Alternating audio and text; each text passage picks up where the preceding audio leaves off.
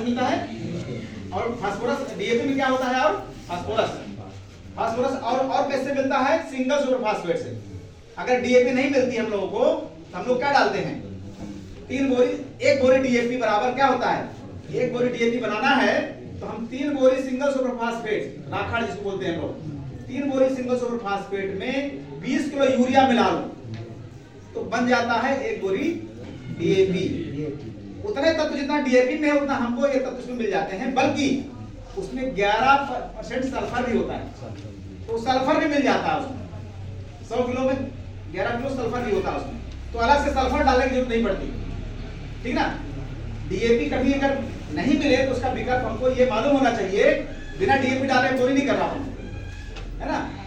DAP में क्या होता है? 18 नाइट्रोजन 46 फास्फोरस। इसको हम वही लाने के लिए, वही 1 बोरी बनाने के लिए हम क्या करते हैं? 3 बोरी सिंगल सुपर फास्फेट, उसमें 1 बोरी में कितना? 8 रहता है। परसेंट का मतलब होता है 100 किलो में, 100 किलो में 18 किलो। एक बोरी में कितना मिलेगा? 9 किलो। 1 बोरी में फास्फोरस कितना मिलेगा? 23 किलो। आधा कर दो। अब 3 बोरी सिंगल सुपर फास्फेट मतलब 8 3 24 किलो मिल गया फास्फोरस। और डीएपी हमने 20 किलो जो डाल दिया उस यूरिया, उसमें हमको मिल जाएगा नाइट्रोजन 8-9 किलो, तो बराबर हो गया। अगर हमको 20-20 0-13 मिल रहा है कभी कभी,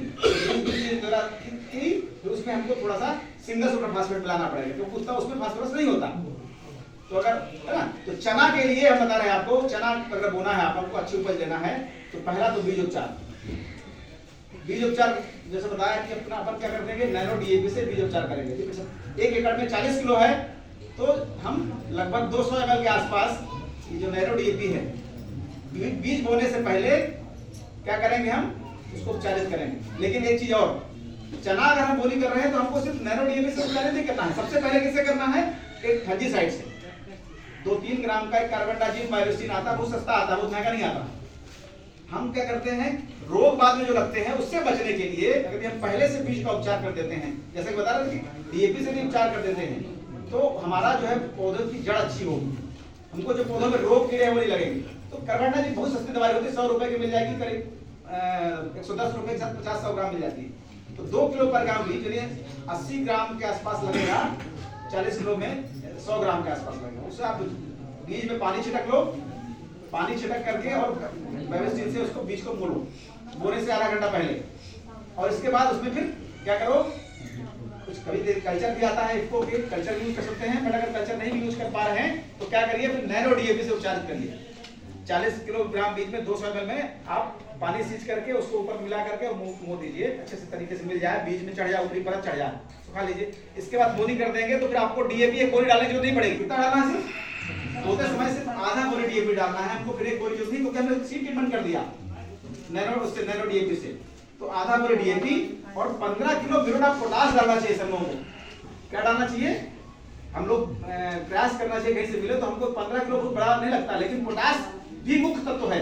हम लोग सिर्फ यूरिया नाइट्रोजन फास्फोरस दे रहे हैं और इसीलिए हमारे धान में रोग लग रहे हैं, क्योंकि नाइट्रोजन देने से जो पौधे की बढ़वार होती है उसमें कोमलता आती है, और पोटाश देने से वो हार्डनेस मतलब बन जाता है पौधा। तो पोटाश का हमारा रोल होता है दाने में चमक लाना, और जो यूरिया डालने से पौधा कोमल हुआ, इस कारण से रोग कीड़े लग रहे हैं, उसमें पोटाश डाल देंगे तो रोगों से लड़ने की क्षमता, कीड़ों से लड़ने की क्षमता, उसमें रोग कीड़ा प्रतिरोधक क्षमता पौधों के अंदर हो जाएगी, तो रोग कीड़े कम आएंगे। तो इसको हमको 15 किलो पर एकड़ बहुत ज्यादा नहीं है ना, हमको डालना चाहिए। बहुत बड़ी लागत नहीं, लेकिन उसका उपज में प्रभाव पड़ेगा सीधे सीधे। गेहूं यदि लगाना है तो जैसा कि बात करें, मैं पूछ रहा था, हमको गेहूं में लगभग 1 बोरी यूरिया, 1 बोरी डीएपी, 2 बोरी यूरिया, अच्छा पैदावार करने के लिए कितना एकड़ पैदावार, कितने कुंटल पर एकड़ से?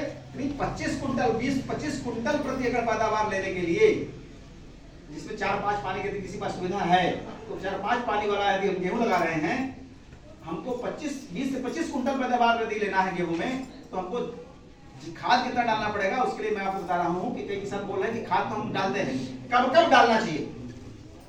तो अगर गेहूं में आप लोग 1 बोरी यूरिया, 1 बोरी डीएपी जो डालते हो, उसमें से हम बीजोपचार करते हैं, जैसे बता रहे थे बीजोपचार करें तो फिर हम आधा बोरी डीएपी यूज करेंगे, और यूरिया की 2 बोरी लगती है पर एकड़, इससे ज्यादा बिल्कुल नहीं डालना कभी कभी, और बल्कि इस मात्रा को घटा भी सकते हो, लेकिन उसके हम तरीका बता रहे हैं। लेकिन जो लोग नहीं कर पाएंगे उनके लिए बता रहा हूँ कि यूरिया अधिकतम 2 बोरी धान गेहूं में लगता है, अधिकतम 2 बोरी।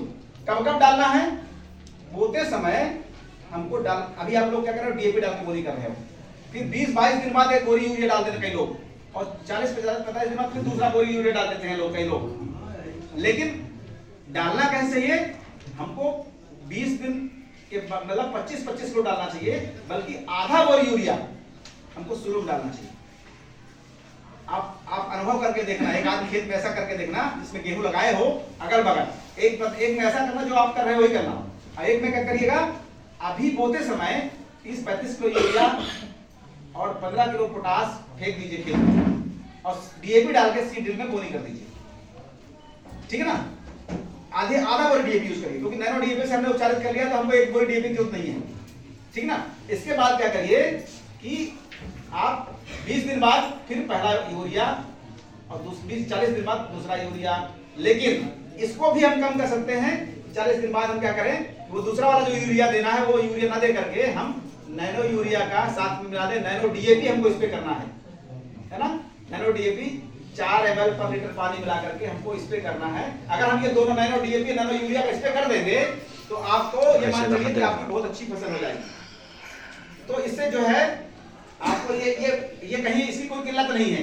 कभी कभी क्या होता है, हालांकि कभी अभी भी नहीं है, कहीं नहीं है, यूरिया डीएपी पर्याप्त मात्रा में अभी आ रहा है, बट फिर भी ये आपके पास हमेशा उपलब्ध है। हम कोशिश करें, क्योंकि जब हम यूरिया डालते हैं तो हमारे मिट्टी में, हमारे मिट्टी के जो कीड़े हैं, जीव हैं, सूक्ष्म जीव, वो भी मरते हैं। उत्पादन के लिए बहुत अच्छा है यूरिया, लेकिन मिट्टी के स्वास्थ्य को अच्छा के लिए अच्छा नहीं यूरिया। मिट्टी में बहुत पाए जाने वाले बहुत सारे जीव मरते हैं, और आप देख लेना, अनुभव करके देख लेना, उसमें आपको ये मिलाओगे आप, मतलब केचुआ मिला दोगे यूरिया तो केचुआ मर जाएगा। तो इन खाद की मात्रा को जो मैंने बताया है, अगर तरीके से डाला तो ये मान लीजिए कि आपको उत्पादन बहुत अच्छा मिलेगा। इस तरीके से डालिएगा। गेहूं में कैसे डालना है, आधा बोरी 30-35 किलो के आसपास यूरिया, 30-35 किलो डीएपी आप बोरी बीज में ला दो, और इसको जो है फेंक सकते हो, क्योंकि अगर बीज सीड में मिलाते हैं तो चोक कर देता है वो। तो अपन इसको बोनी से 5-10 मिनट पहले आप पोटास और यूरिया मिला के फेंक दीजिए, और फिर डीएपी मिला के बोरी कर दीजिए, और फिर 20-25 दिन बाद पहला डोज यूरिया का 20-25 किलो पर एकड़, ज्यादा नहीं, और 40 दिन बाद 20-25 किलो पर एकड़। बल्कि मैं 40-45 दिन बाद वाला जो है डोज यूरिया का न दे करके मैं तो चाहूंगा कि आप लोग इसको नैनो यूरिया नैनो डीएपी साथ मिला करके किस तरह आप करोगे तो आपकी फसल की पैदावार और अच्छी हो जाएगी, क्योंकि डीएपी हमने शुरू में दे दिया है। अब हम 40-45 दिन बाद यदि पौधे के माध्यम से देंगे तो मिट्टी में नहीं पहुंचता, और उसके जो है सिर्फ पौधों के पूरा सोख लेता है, पूरा उपयोग होता है, तो इसलिए उसमें उत्पादन क्षमता बढ़ती है। फिर मैं ये बात कर रहा था कि जिस किसान भाइयों के पास स्प्रिंकलर है, हमारे पास गाय सबके पास में है, गाय सबके पास में नहीं है, तो हम जीवामृत का नाम सुना होगा आपने, जीवामृत हम बना सकते हैं, और जितने बार स्प्रिंकलर चलाइए उतने बार जीवामृत से स्प्रे करिए। एक उपकरण खरीदना पड़ेगा, नोजल खरीदे अपन लोगों ने खरीदा, 8-10 साल चलते हैं, 15 साल। एक और यंत्र आता है छोटा सा, 3,500-3,500 हजार का आता है, एक बार ले लोगे तो वो 10 साल चलेगा। वो आता है, क्या आता है वो, वेंचुरी, मैं आपको भी फोटो दिखा दूंगा। एक पाइप भी आता है, पाइप में जो हमने जीवामृत बनाया ड्रम में, उसमें पाइप लगा करके और उसमें स्प्रिंकलर वाली पाइप में जुड़ जाता है, और खोल दो आप तो वो पूरा स्प्रिंकलर 200 लीटर जो बनाया आपने पूरा स्प्रिंकलर के साथ में पूरे खेत में फैल जाता है। हमको पंप में जीवामृत का स्प्रे नहीं करना पड़ता। तो जितने बार आप स्प्रिंकलर चलाइए, आप एक जीवामृत बनाइए। जीवामृत आप सबने सुना होगा, सीधे सीधे कुछ नहीं होता, 200 लीटर का ड्रम लीजिए, उसमें 10 किलो गाय का गोबर, 10 किलो गोमूत्र, है ना, ये आप सबको मिल जाएगा। कलेक्ट कर लीजिए, आप इकट्ठा कर लीजिए, ऐसा कुछ ऐसे स्थान बना करके, इस सबको गाँव में हर घर मिल जाएगा। उसमें 2 किलो बेसन, 1 किलो गुड़, जो खराब हो गया वो गुड़ डाल दीजिए, है ना, थोड़ी सी मिट्टी आधा किलो डाल दीजिए, और उसको घुमाइए शाम सवेरे। फिर 4-5 दिन तक ऐसे घुमाते रहिए। 4-5 दिन बाद फिर अपन नोजल वही वेंचुरी के माध्यम से नोजल से जितने बार भी आप स्प्रिंकलर चलाओगे उतने बार जब स्प्रे करना शुरू कर देंगे तो आपकी मिट्टी की ताकत इतनी ज्यादा बढ़ जाएगी। आपको आधा बोरी यूरिया, जो प्राकृतिक खेती करते हैं तो वो इसी हथियार के द्वारा बिना कोई यूरिया डीएपी पोटास के बहुत अच्छी पैदावार ले रहे हैं।